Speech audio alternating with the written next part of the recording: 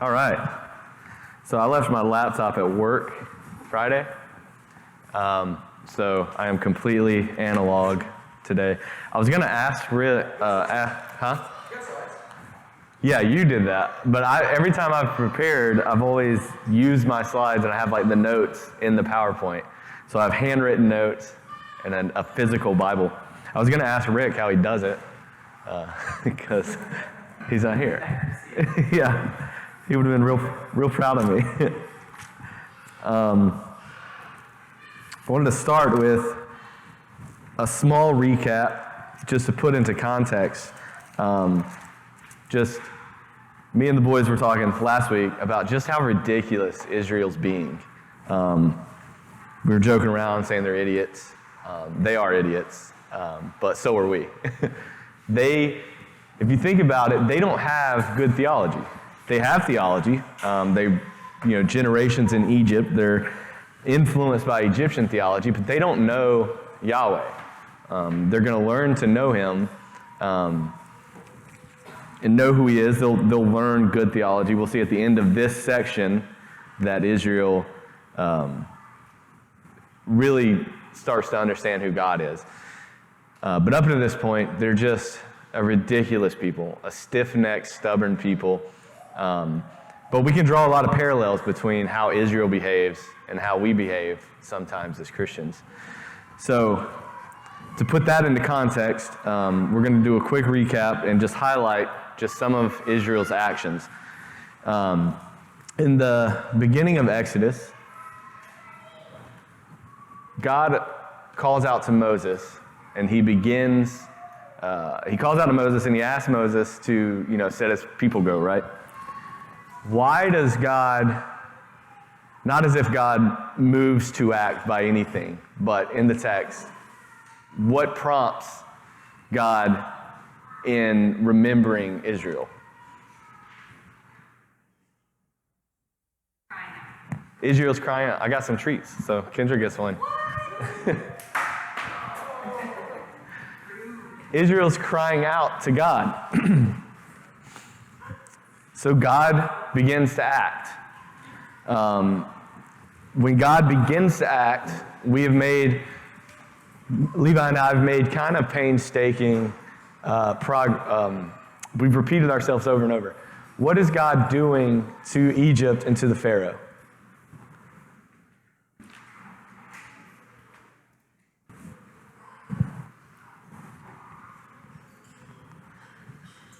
Showing them that He's the one true God. Yes. As opposed to their polytheistic gods. That's part of it. Yeah. Levi and I really made, we repeated this a lot in the last two sections of what God is doing. To give you a hint, God begins to act as a general in chapter 13 rather than just completely and utterly destroying Egypt. He begins to act as a general. So God, the gods of Egypt, and Pharaoh are engaged in what?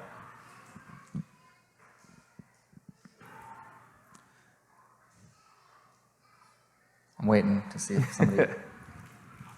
Battle. Yeah. Right? And I think we really drew this out when we looked at the very last section, when I kind of reviewed all the plagues and kind of showed the structure of the plagues and how God is basically just dismantling all these so-called Egyptian gods.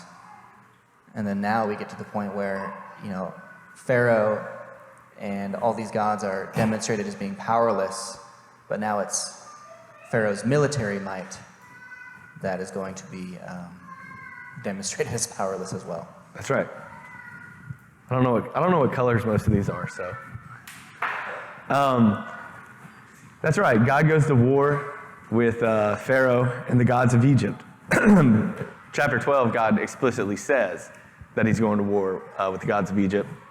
And we have each plague representing one of the gods that Egypt worships. So they go to war. The 10 plagues happen, and then eventually Pharaoh relents and he sets Israel free. So now Israel is free from their oppressors, the ones who they were crying out against. They leave, they're on the edge of the wilderness, and they see the chariots coming. So what do the Israelites begin to do? What?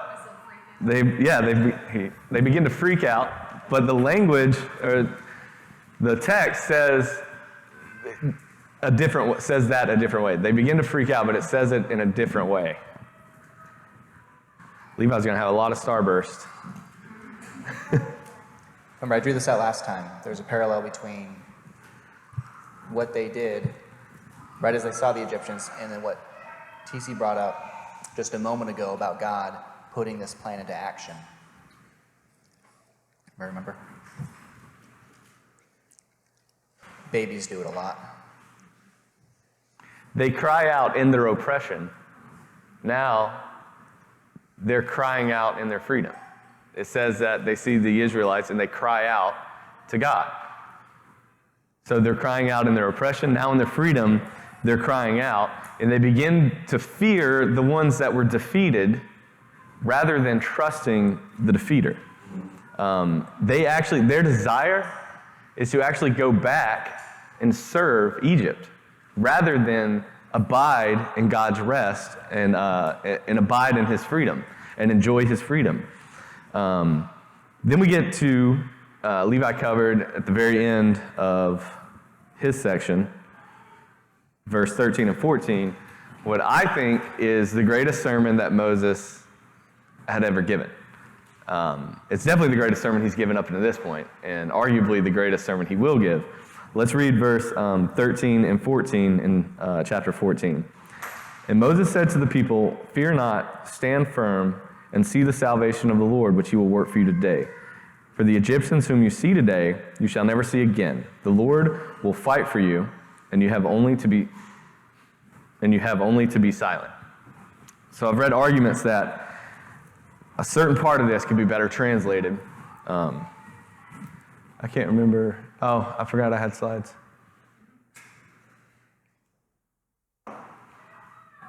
So, I've heard a better way to translate this verse here in 14 or 13. It says, "Stand firm and see the salvation of the Lord, which he will work for you today." Because you see the Egyptians today would be a better translation. The reason that's a better translation is because Israelite is seeing the chariots in the Pharaoh's army coming towards them, and they're fearing. When in reality, they should be glad. They should be happy they're seeing the chariots come. Because God told them this would happen. God predicted that the Israelites would come after them. Huh? What did I say? Oh, God predicted that the Egyptians would come after them.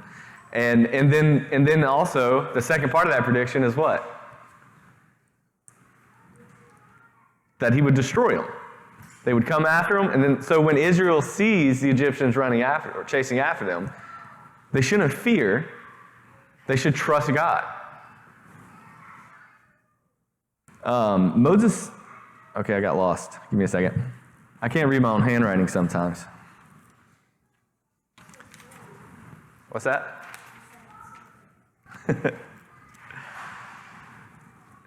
So they should be glad, not in fear. They should fear the defeater, not the defeated.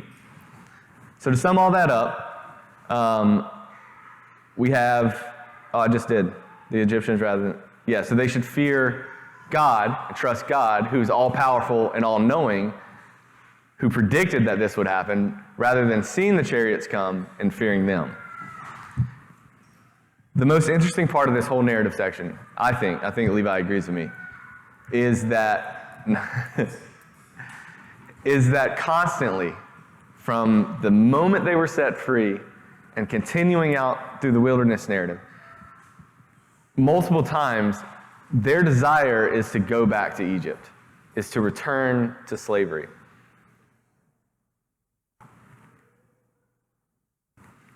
Does that sound familiar? I see this in my own life I see this in the way other Christians behave sometimes. We brought up at the beginning of this story, we haven't really touched on it a whole lot, but we brought up in the beginning of the Exodus that how Jesus is the greater Moses. Moses goes into this land, and he sets his people free from bondage. Sets them and begins to deliver them to the land of the promise. Jesus, in the same way, comes to earth and sets us free from the bondage of sin and the bondage of the law. Yet, in our freedom, we continue to want to return back to that slavery and to that oppression. Be it sin, I constantly chase after sin, and I want to put myself under that bondage. And then when I do that, the next thing I want to do is I constantly want to atone for it. Like if I sin, I say, well, maybe I'll say some extra prayers. I'll pray harder tonight, or I'll go to church on Sunday and I'll serve harder, whatever that looks like. And I try to make up for my sin, for my mistakes, and I place this burden on me that's unnecessary, because Christ atoned for that. Instead of putting myself back in bondage, like the Israelites are trying to do, what I should do is trust in God and the freedom that He's allowed me, the freedom that He's given me. I see the way other Christians act, and I might not agree with the way they act, but instead of recognizing they are living in the same freedom that I have, they have the same freedom that I have, I try to place them under bondage and say, you need to start acting a certain way. You need to start talking a certain way because you're Christian now. That is a burden that Christ Himself has not put on these Christians, yet I'm trying to do it. I'm trying to send them back to slavery. So, when I say that I wanted to put in context Israelites being kind of a bunch of idiots, I can see that in my own life when I read this narrative. And I think that is the point, one of the points of this entire narrative, is to see, as a reader, to see how Israel's acting, and then to recognize that is a poor way to respond to God, and then to see that in your own life, that is a poor way for me to respond to God in the same way. So, we are covering Exodus 14, 15 through 31. That's 16 verses. I'll have 4 people read. Before we do that, let's pray real quick. Our God and Father, we are thankful for your Son, Jesus Christ, and the atonement that He's paid on our behalf to set us free from this bondage of sin, the burden of the law. Excuse me. I pray that as we continue to read through your word, that we are able to learn something from it, that the study that I've put in comes across clear, not confusing. The things that I say that are correct about your word, people remember. The things that I say that are incorrect about your word, people quickly forget. We love you and we praise you because you're our God. Amen. So do we have any volunteers to read? Let's go 15, 16, 17, 18. Matthew.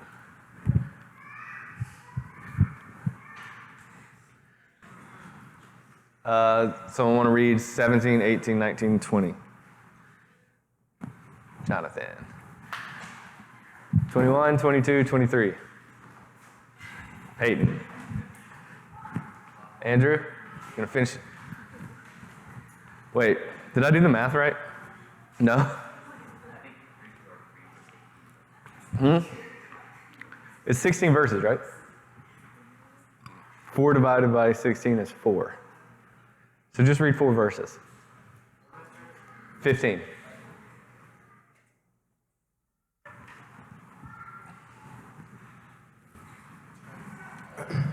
The Lord said to Moses, "Why do you cry to me?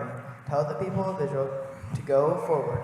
Lift up your staff and stretch out your hand over the sea and divide it, that the people of Israel may go through the sea on dry ground. And I will harden the hearts of the Egyptians so that they shall go in after them. And I will get glory over Pharaoh and all his host, his chariots and his horsemen. And the Egyptians shall know that I am the Lord, when I have gotten glory over Pharaoh, his chariots and his horsemen."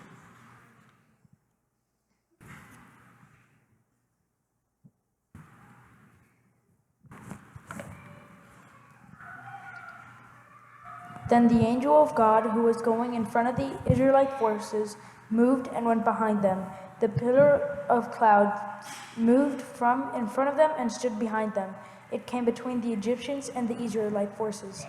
The cloud was there and in the darkness, yet it lit up the night. So neither group came near the other all night long. Then Moses stretched out his hand over the sea. The Lord drove the sea back with a powerful east wind all that night and turned the sea into dry land. So the waters were divided, and the Israelites went through the sea on dry ground, and the waters like a wall to them on their right and their left.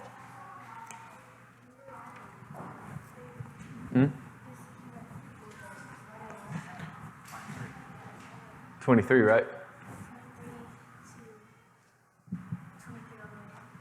Yeah, 23, 24, 25, 26. Yeah, that whole side, yeah. Then the Egyptians took up the pursuit, and all Pharaoh's horses, his chariots and his horsemen, went in after them into the midst of the sea. But at the morning watch, the Lord wrote down on the army of the Egyptians through the pillar of fire and cloud, and brought the army of the Egyptians into confusion. He caused their chariot wheels to swerve, and he made them drive with difficulty. So the Egyptians each said, "Let me flee from Israel, for the Lord is fighting for them against the Egyptians." Then the Lord said to Moses, "Reach out with your hand over the sea, so that the waters may come back over the Egyptians, over their chariots and their horses." So Moses stretched out his hand over the sea and returned to his normal course. Then the morning appeared, and as the Egyptians fled into it, the Lord threw the Egyptians into the midst of the sea. The waters returned and covered the chariots and the horsemen of the host of Pharaoh that had followed them into the sea. Not one of them remained, but the people of Israel walked on dry ground through the sea. The waters began to being a wall to them on their right hand and on their left. Thus the Lord saved Israel that day from the hand of the Egyptians, and Israel saw that the Egyptians were dead on the seashore. Israel saw the great power that the Lord used against the Egyptians. So the people feared the Lord, and they believed in the Lord and his servant Moses. All right, thank you. So this is, I think, pretty widely agreed, the greatest story of deliverance, definitely in the Old Testament, and probably the second greatest story of deliverance outside of the gospel message. There are two accounts of the Red Sea narrative in Exodus. This section, which is written in prose or narrative, and then the next chapter is a poem or a hymn that Moses had written. I covered this section. Levi's covering the next section. I think I covered this section because everyone knows that I'm more analytical and logical and more text-driven. Yeah, and Levi's more sensitive and emotional and poetic. So, no, I think this is the greatest story of deliverance in the Old Testament. I'm not going to reinvent the wheel. We've all heard the Red Sea narrative. We've heard it preached before. So it's kind of a reminder, and maybe point out a couple things that have been not overlooked, but maybe not highlighted a lot.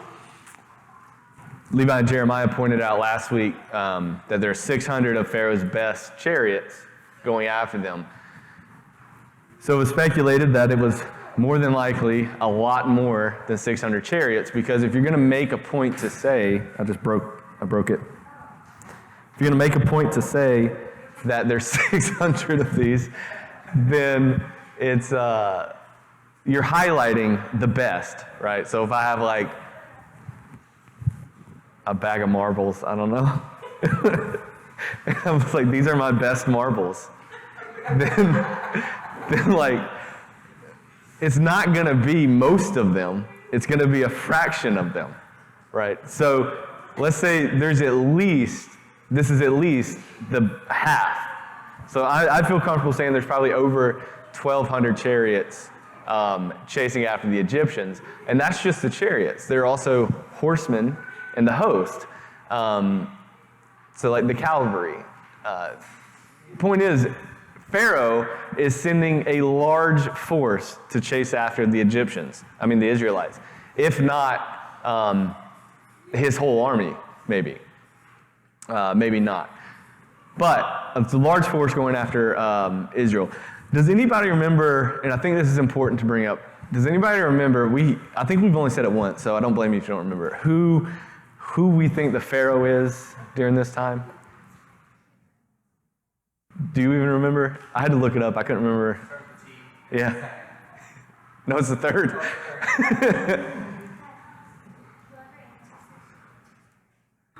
Okay. Huh? Close, man. I'll give you one of these. Tutmosha the third. So his whole name's Tutmosha. It's not like a first name and a last name.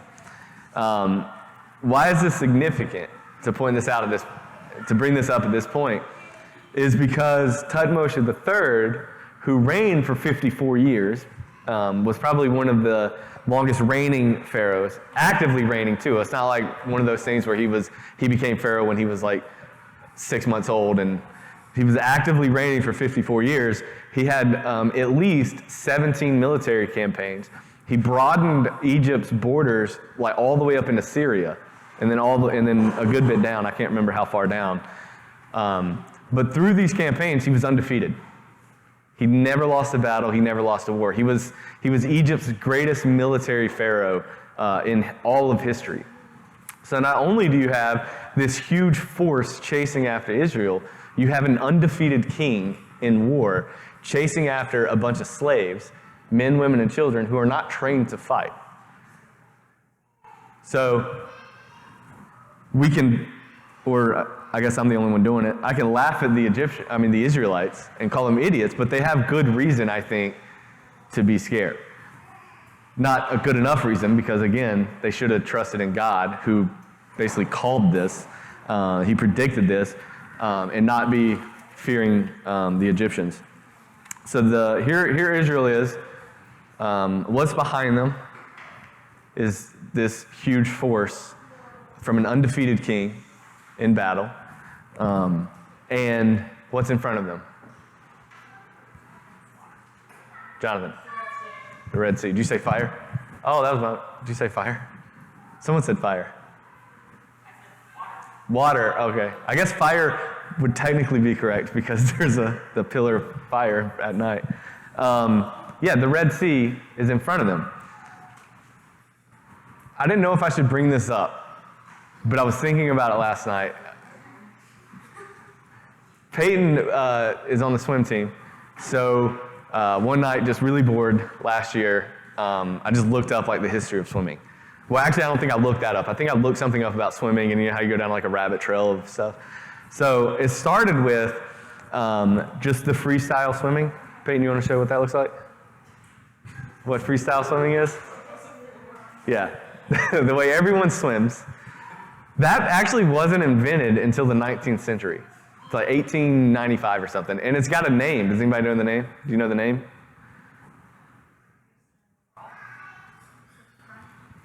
Front stroke? No, it's called the trudgeon. Because the guy who invented it, his name was something Trudgeon.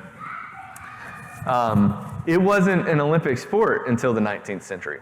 So the ancient Greeks didn't even do swimming. It wasn't introduced until the 19th century. The reason I bring this up is because in today's world, people who know how to swim are less common than people who don't know how to swim. Huh? What? If you take the whole world population, people who know how to swim are in the minority than people who don't know how to swim. That's today. I mean, you got to think, you got people in every place in the world just left Can't think of a single city. But like the Mongolian steppe. Iowa. Well, so I think in America, I think the majority of people know how to swim. Maybe, I don't know. But I would consider the whole world. You have people in the middle of Africa. Why would they need to know how to swim? You have people in China, Mongolia. Why would they need to know how to swim?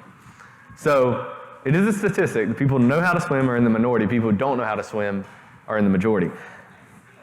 And the people who know how to swim now, we do it for fun.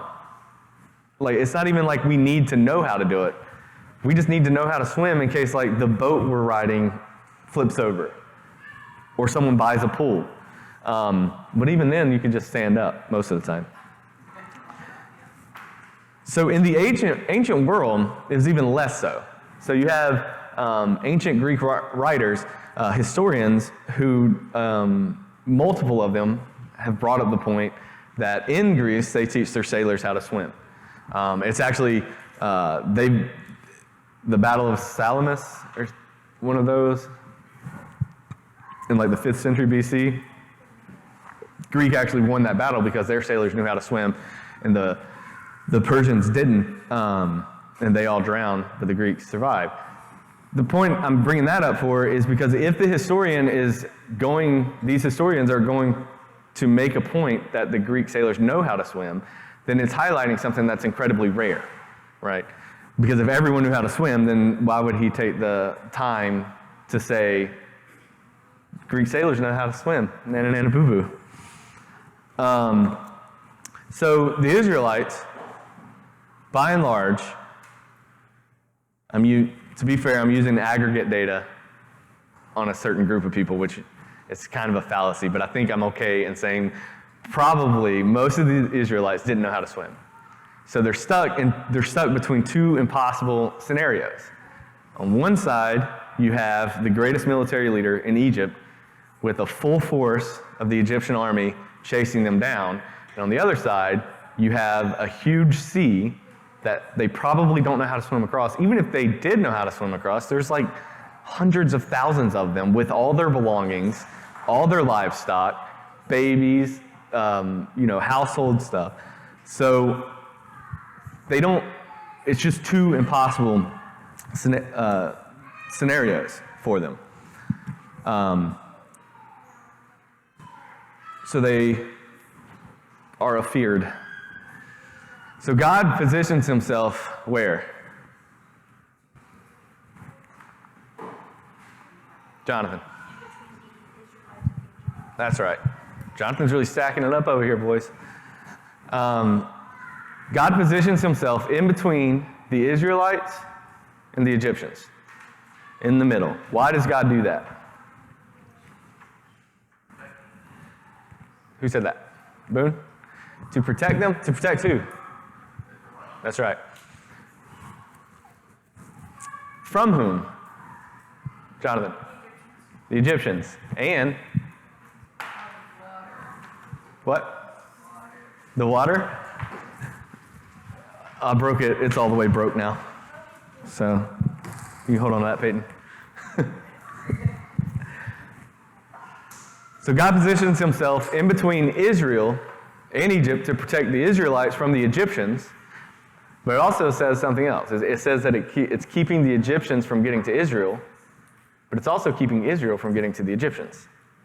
So God is protecting Israel, not only from the Egyptians, but he's protecting Israel from themselves. Because what is their desire? To go back to Egypt. So God is not allowing for that to happen, as he puts himself squarely in the middle of the two camps. So then, in verse 26, God tells Moses to raise his hand, and then what happens? Andrew, you haven't said anything. The sea splits. How does the sea split? Y'all got to start catching these. Yeah, Jan got it. An east wind. Huh?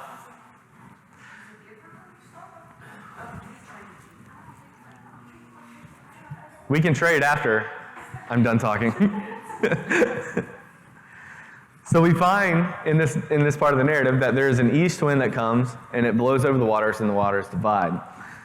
We have spent a good amount of time, not only in Exodus, we talked about it in Genesis, and we talked about it when we went through John, this motif of water and wind. In creation, you have, well, first of all, let's do this. Anybody other than Levi know the Hebrew word for wind? Kendra.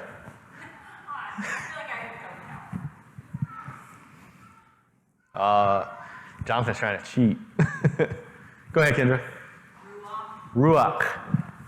Oh, that's short. Ruach. So not only does ruach mean wind, it also means spirit and breath. So wind, spirit, breath, ruach. Funnily enough, that doesn't sound right. People say that. Okay. Does anybody know the Greek word for wind? Lewis. Pneuma or pneuma. How do you pronounce it? Pneuma? Pneuma? Yeah. Well, some people do say, I'm going to leave it up here for you. Otherwise, I'm going to have to sidearm it and I might hit Carly in the forehead. Some people say pneuma. I think Jeff does.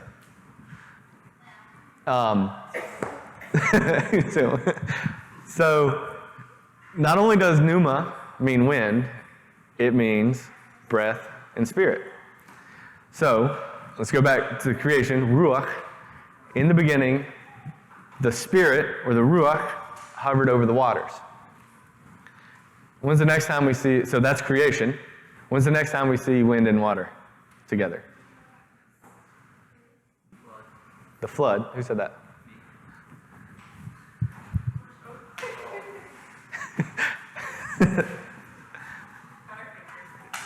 It's like more like stone hands. They're just bouncing off people's hands. Huh? Don't worry about it. How many answers you got? So you have, the next time you see wind and water is in the flood narrative. There are 5 narrative cycles that we've talked about before. I'm not going to get into them. But after the flood, the 5th cycle is destruction. God destroys the earth with water. Then you have the wind. The wind is receding the waters. So you have wind and water, a recreation. So wind and water with creation, wind and water with recreation. And you actually have, at that moment, you have those 5 narrative cycles that go from creation to destruction. You have those narrative cycles repeated, starting with creation, but the 5th one doesn't happen. Destruction doesn't happen in Genesis. That happens in Revelation, or Revelations. Next time you hear of wind and water is in this narrative. And it's not creation, but it's redemption. You have the east wind dividing the waters. I'm going to say something. I might be stretching it, but I'm going to say it anyway. I'm fully admitting this might be a huge speculation on my part. But you also have another narrative that runs through the Pentateuch, and it's this idea of people heading east. When Adam and Eve are banished from the garden, they move east. When Cain, after he kills his brother and he's banished to wander, he goes east.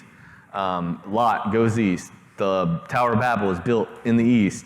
It's just, since the garden narrative, when they were banned from the garden, humanity moves further and further from God's provision. Which is why I find it interesting in Jesus' birth narrative, the wise men come from the east.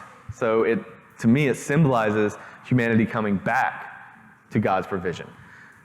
So this east wind coming from the east, I think might symbolize that same thing, if that's true. I don't know if it is, but I like to think it is, and now you've got to wrestle with that. So you're welcome.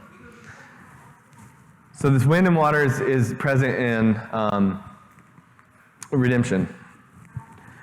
Jesus brings up a very kind of a debated, mildly debated topic in John 3 when he's talking to Nicodemus.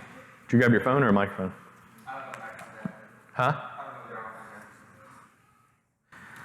So in John 3, when Jesus is talking to Nicodemus, did you want to say something to it? We got time, man.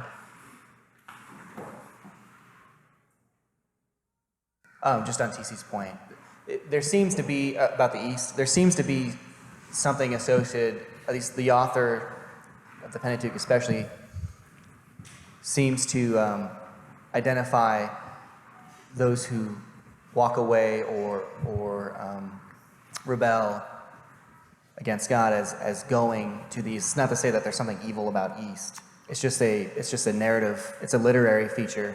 Yeah. Or a literary element that seems interesting.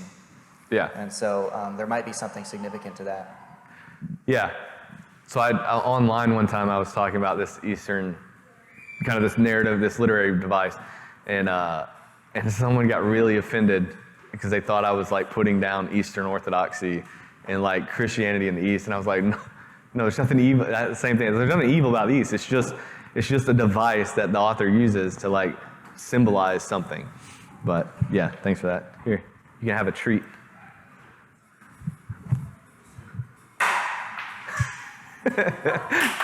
I think it's the Jacob narrative too, where Jacob, he's supposed to stay in the promised land, right? And he doesn't. So he goes into the east and has all of his kerfuffles in the east. And then there's like a very significant shift when he goes back into the promised land. Right.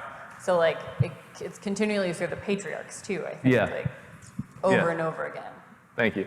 Yeah, and then my favorite is when Lot goes east, and like all hell breaks loose, basically, like fire raining from heaven. So that's for the Eastern narrative. Let's get back to the water and the wind. You have kind of a mildly debated teaching that Jesus gives to Nicodemus in chapter 3.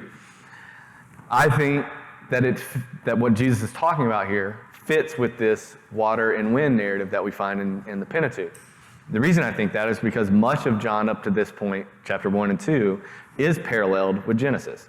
I mean, you have in the beginning, you have light and darkness. Even at the wedding of Cana, you have, you know that really obscure verse where, it's not obscure, I find it odd though, is Mary tells Jesus, like, hey, they're running out of wine. And Jesus is like, what does that have to do with me? And then her response is like, do whatever he tells you to do. Like, she already knew he was going to do it, but for some reason Jesus felt like he had to tell her that, it's not his job or it's not his whatever. So I think Levi taught on this 2 years ago when we were teaching John. What this is showing is that Jesus is not listening to the voice of the woman. Kind of the difference between Adam and Jesus. Jesus being the new Adam. Adam, part of the reason why all that played out is God said it's because you listen to the voice of the woman. So in chapter 2, Jesus is not listening to the voice of the woman, but then he ends up doing what she asked him to do anyway. So much of John parallels the Pentateuch, which is why I think when we get to chapter 3, and Jesus tells Nicodemus, when Nicodemus asks, he says, how can a man be born when he is old? Can he enter a second time into his mother's womb and be born? Jesus answered, truly I say to you, unless one is born of water and spirit, he cannot enter the kingdom of God. I think what Jesus is saying, just like with creation, just like with recreation, and just like with the Red Sea narrative, that to enter into the kingdom of God is a work that only God can do. Like, this is not. So immediately Nicodemus is like, well, what am I supposed to do? He's thinking about how do I accomplish this? Do I crawl back into the womb? And Jesus' answer is, well, you can't do anything. It's a work that only I can do, that only God can do. We had nothing to do with creation. Noah had nothing to do with the recreation. The Israelites had nothing to do with the Red Sea splitting. This is a work from God. I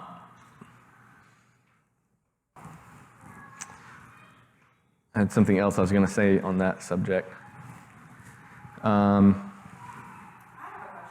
Okay. So if in that verse it's using the word, in that verse if it's using the word wind, you have to be born of water and spirit. How do we know, because that word means all three things, how do we know that they're using spirit versus when they're using wind? It's a translator's choice. So all translations are first an interpretive choice. That's any language, translating one language to another language. It's very rare you could do a word-for-word translation from one language to the other. So it's the same thing in biblical translations. So when you get to these verses or these words that have multiple meanings, it's first an interpretive choice. So the interpreter here in the ESV, most Bible translations, they choose the word spirit. Probably because they don't hold to the same interpretation of what this means. So I've heard multiple interpretations of what does it mean to be born of water and spirit, and none of them to me are satisfying. This interpretation to me is satisfying, that Jesus is saying, just like with creation, just like with recreation, just like with the Red Sea, the redemption of Israel, all of this is the work that God does, and it's not a work that you do. Because this is in direct response to Nicodemus saying, well, what can I do? He's trying to work for his salvation. And Jesus is saying, it's not a work that you can do, it's a work that I give you. There's it's very interesting in this section because Jesus gives the explanation too. Later on in this very same section where he says you must be born of water and spirit, down below he says, do not be astonished that I said this to you. It is necessary for you to be born from above. Right? Well, what does that mean? It's the work of God. And then he says in verse 8, the wind blows wherever it wishes, and you hear the sound of it, but you do not know where it comes from and where it is going. So is everyone who is born of the Spirit. Right? Yeah. And so there is this connection, at least from a literary standpoint, between the use of wind or spirit and water pointing to this work of God. And Jesus draws the parallel right there. Just as you can't control the wind, you don't know where it's going, what it's going to do. So it is with the Spirit of God, right? It's a work that he does. Right. Which, I remember what I was going to say now, and it kind of flows out of that. It's a work that God does. So we read through the New Testament multiple times that we, a redeemed people, are a new creation. And we hear other Christians talk about how I'm a new creation. It's like, well, what does that mean? And then people immediately will go, well, I used to think this way, I used to act this way. Now I think this way and I act this way. I do these things that I used to not do, and I don't do the things that I used to do. So much like Nicodemus, when you ask, how are you a new creation? They immediately go to their works. When we look at other Christians, oftentimes we look at their works. And we judge whether or not they are a new creation based on how they used to act versus how they act now. When Jesus is saying the exact opposite, this creation isn't what you do or what you don't do. You're a new creation because God has created you new. In the same way, he created the earth, he recreated the earth, and he split the Red Sea. Levi. You want to keep that going. He essentially created Israel out of Egypt. That's true. Yeah. Right.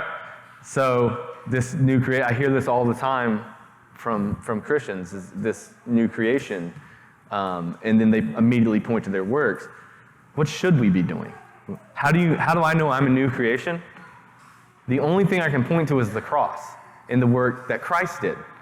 That's how I know that I'm created new, is because he died, then he came back to life, and he told me that if I trust in that, then I'm a new creation. That's the only thing I can point to. If I start pointing at, well, I used to act this way, now I act this way, that's good. I mean, that's good discipleship. It's good evangelism. Definitely, I'm not saying don't do good works. There is room for good works, but that's not why I'm new creation. I'm a new creation because Christ died for me, because of the work that he did on the cross. Christ fought that battle. That was just a really poor sequitur to the next part of this. So getting back into the text, after we did that little aside of water and wind, I think it is important to highlight that, especially since we're in Exodus, to go forward to Jesus. So getting back into Exodus, you have somewhere in here, verse 31, I think. No.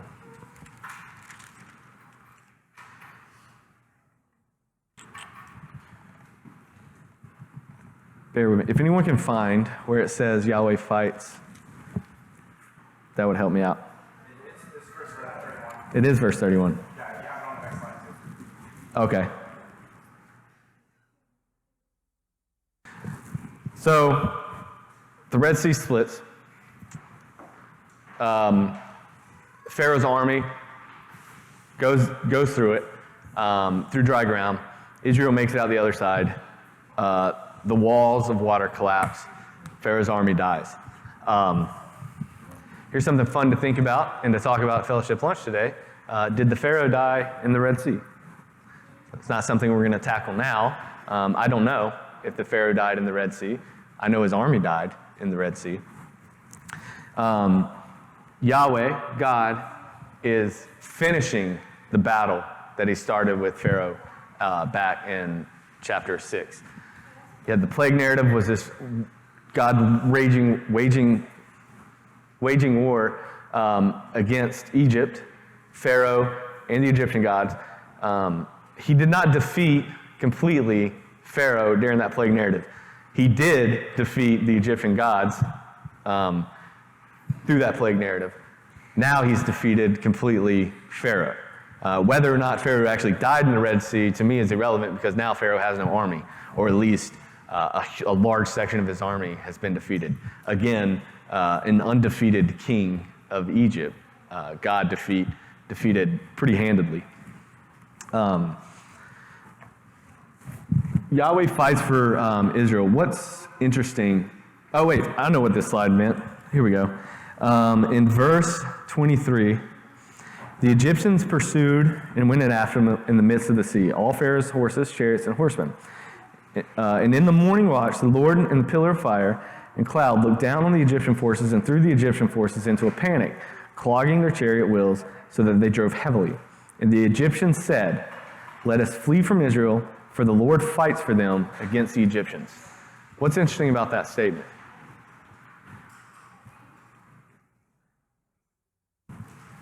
Well, in, was it verse 14 or I think 13 or 14 where Moses told the Israelites, "Be still, the Lord will fight for you." Mm-hmm. I mean, it's like, yeah, he's fighting for them. And right. Even the Egyptians recognize that he's fighting for them. Right. So what I found interesting about it is he has been. Like the Egyptians knew that God was fighting for Israel during the plague narrative. Like they recognized that all throughout the plagues, that it was Yahweh that was doing this to Egypt, that was raining down these plagues. So now the Egyptians are running through the dry ground on the Red Sea, and they seem surprised that Yahweh is fighting for Israel. And I think this goes back to what Levi and I tried to hit on a few weeks ago, that,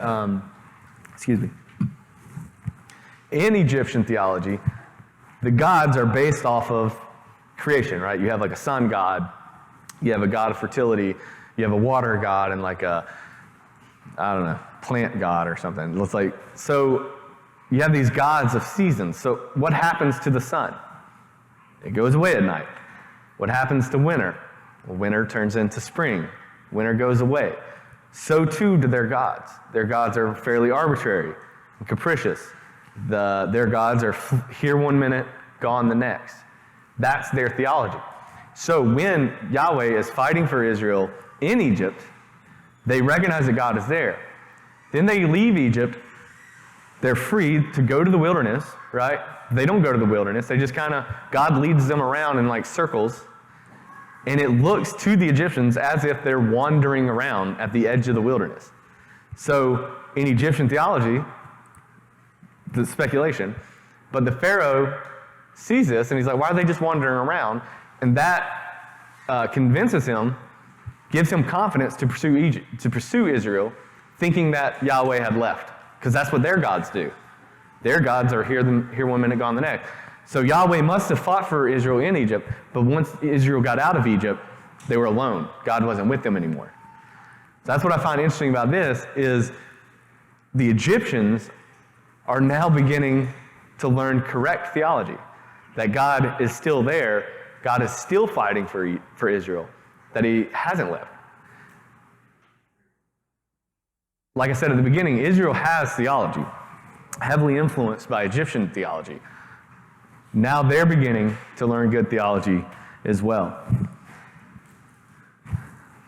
Sum this up, the last verse is Israel learning good theology, trusting in God. Thus the Lord saved Israel that day from the hand of the Egyptians, and Israel saw the Egyptians dead on the seashore. Israel saw the great power that the Lord used against the Egyptians, so the people feared the Lord, and they believed in the Lord and in his servant Moses. God accomplished what he predicted, said that he would get glory through Pharaoh and Pharaoh's army, and he did. He said that he would fight Israel's battles, and he did. This made me think of a question. It's more of apologetic driven, I think. Is God going to fight all of our battles? Yeah? Because just like he was always with Israel.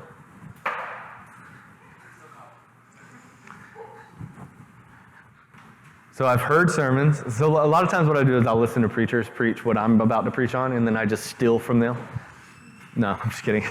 But I have heard sermons where preachers will be like, look, God fought the battle for Israel. Whatever it is you're going through, God will fight for you. And I have to disagree with that. God is not going to fight all of our battles. We still have to deal with the death of loved ones. We have to deal with financial problems. We have to deal with sickness, and we have to deal with just all the stuff we have to deal with in life. It's never promised that any of that goes away. You have Paul himself has a thorn in his flesh that he's prayed for. He's asked God to take this thorn out of his flesh, whatever that is, and Paul recognizes that God has, for whatever reason, decided not to do that, to let him suffer through that. Paul's okay with it. Well, he's not okay with it, but it is what it is. But in Philippians, we have Paul saying that, there are trials and tribulations that we're going to have to go through. It's just a fact of life. But what are we supposed to do? We count it all joy as we go through these. We don't have to fear death. It's what the Israelites were scared of. They were fearing oppression at the beginning. Then it's almost like they feared freedom when it was given to them. And they're fearing war against the Egyptians, thinking they're going to die. God is not going to fight all of our battles, but he has fought our biggest battle, and he conquered that. Jesus Christ conquered death on the cross, and he restored fellowship between God and humanity. And that's the message of the gospel. Not all your financial problems will be solved. if you have cancer, if you pray hard enough, it's going to go away. The Bible never talks about that. And the problem I have, one of the biggest problems I have with this prosperity gospel message is that God is not enough for them.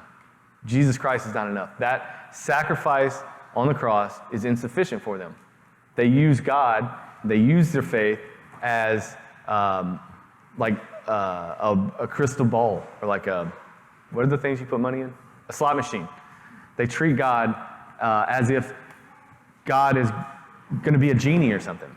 But when we put our faith in God, when we trust in the gospel narrative, when we trust in God's provision, the only thing that's promised is Jesus Christ. And that should be enough.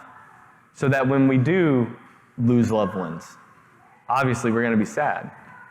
But God never promised that we wouldn't. We have Jesus Christ. He fought the battle and conquered death. That is all I have. Right on time, I think. Does anybody have anything to add? Yeah, I just think on that, there is a great tendency to take Old Testament stories and stuff like this and to misapply them. Like with Exodus, with this particular scenario, yes, the Lord will fight Israel's battles, but the Lord has a specific purpose and He has a specific promise to Israel that He's going to accomplish, right? Mm-hmm. And so we shouldn't say, well, this means that any battle or anything I confront, God's just going to make it go away. We can just see that isn't the case. And so if nothing else, experientially, we should go, okay, that is not right theology. Right. That must be a misapplication. I'm not understanding this. What we have to look to is like, okay, what has God promised to me? What has He actually promised to me? And as you've mentioned, He's promised life in His name, that just by trusting in His provision. And so yes, He's conquered the great battle, the battle for our souls. He's conquered death. So that's what He's promised. And that's the battle He's fought. But we can also, in the midst of our, lowercase b battles, the things that we go through, because He's done that, we have hope for a future. He's promised us the redemption of our bodies. He's promised us that these tribulations, these trials, just this life, which at times can feel meaningless because of how much loss we suffer. He's promised that in the end, all will be made complete, all will be made full, all will be made well, right? Just go to Revelation, you referenced that earlier, where He accomplishes all. And so we certainly can learn from these Old Testament stories, and I think, in this particular instance, we see God dealing with the Israelites, but there's the principle of faith and trusting in the Lord, no matter the circumstances, that comes out. As we read the narrative, every time Israel mess ups, what does the reader do? The reader automatically knows how they should have responded. Right. It's like, well, they should just trust God. Yeah. Right? Well, what about us? We should just trust God, right? So, anyhow. So at the end of this section, verse 31 says Israel believed in God. And like I said, now they're starting to learn good theology. And at this point moving forward, Israel never messes up again. They just continue in faith, and there's no more problems, right? Just kidding. They mess up often and quickly, like really fast. Anything else? All right, let's close in prayer. Our God and Father, we're grateful for your Son, Jesus Christ. We're grateful for this church. We're grateful for the worship team and Lewis preparing a last song that I probably forgot about. We're thankful for your word and the lessons that we can learn from that you've revealed yourself in Scripture so that we are not wandering lost throughout this life. I pray that as we continue through this week that we grow in knowledge. We learn to trust you. We grow closer to you, and we grow in our faith. And from that, we extend that faith to our friends and family, coworkers, neighbors, and just preach the good news of your Son, Jesus Christ, in this conquered battle that he's won. And it's in his name. Amen.